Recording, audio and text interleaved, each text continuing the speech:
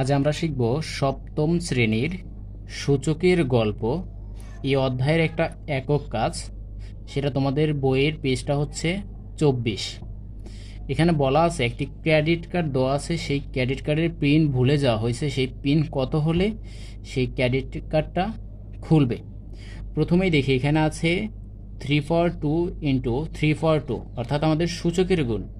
আমরা জানি যখন বেসগুলো একই রকম হয় তখন পাওয়ারগুলো যোগ হয়, তাহলে এখানে বেস আছে 3, এখানে 2 আর 2 যোগ হবে, তাহলে হবে 4।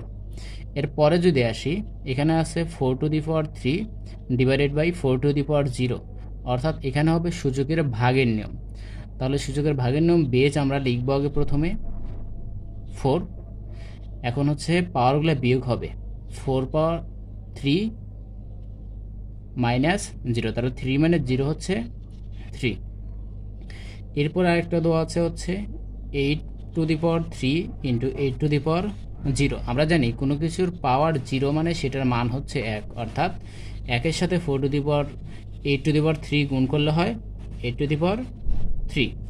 এরপর যদি দেখি এখানে আছে 3 two the power 3 2 to the power 3 পাওয়ার 5, অর্থাৎ সূচকের উপরে আর একটা সূচক আছে। তাহলে আমাদের হবে, আর সূচকের উপর সূচক থাকলে হয় পাওয়ারগুলো গুণ হয়ে যায়, অর্থাৎ 2 টু দি পাওয়ার হবে 15, 3 পাঁচে 15। এরপর যদি দেখি এখানে আছে 2 to the power 14 divided by 2 to the power 17। আমরা জানি সূচকের বেলায় পাওয়ারগুলো যদি, অর্থাৎ বেসগুলো যদি একই রকম হয় তাহলে পাওয়ারগুলো বিয়োগ হয়ে যায়। তাহলে এখানে হবে 2 টু দি পাওয়ার 14 মাইনাস 17, অর্থাৎ 2 টু দি পাওয়ার মাইনাস 3। তাহলে এখানে লিখব 2 টু দি পাওয়ার 3। এরপরে আছে 5 টু দি পাওয়ার 2 পাওয়ার 2, অর্থাৎ সূচকের উপর আবার সূচক, সূচকের উপর সূচক থাকলে সূচকগুলো গুণ হবে, অর্থাৎ 2 দুগুণে 4, অর্থাৎ 5 টু দি পাওয়ার 4। এখন এগুলো হিসাব করে এখানে কত হবে সেটা লিখতে হবে। এই জন্য আমাদের হচ্ছে এখন আমরা সমাধান করব। এখানে আমি 1 2 3 4 5 6 এভাবে লিখে রাখছি। আর এখানে দেখো, এখানে আমি খাতায় হচ্ছে তোমার কলম দিয়ে আঁকছি, এই জন্য হচ্ছে রং করতে পারি নাই, তোমাদের বইতে রং করা আছে। এখানে দেখো এটা হচ্ছে 1 নম্বর, অর্থাৎ এখানে এটা বসবে। আর এটা হচ্ছে 2 নম্বর, অর্থাৎ 5 টু দি পাওয়ার 3 হচ্ছে এখানে বসবে। এটা হচ্ছে 3 নম্বর, অর্থাৎ 2 ইনভার্স 3 বসবে এখানে। এটা হচ্ছে 4, তাহলে 4 বসবে তোমার 4 টু দি পাওয়ার 3। তারপর হচ্ছে 5 নাম্বার, অর্থাৎ 3 টু দি পাওয়ার 4। তারপর হচ্ছে 6 নাম্বার, এখানে হবে 2 টু দি পাওয়ার 15। এখন আমরা এটার সমাধান করব।